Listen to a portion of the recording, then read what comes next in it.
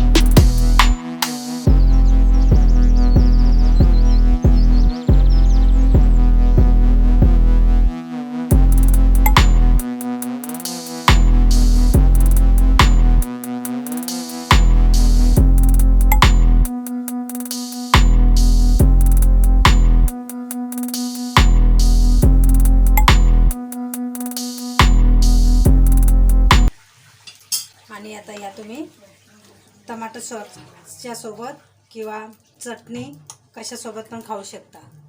Amy नाश्ता किती छान झालेला आहे, मस्त।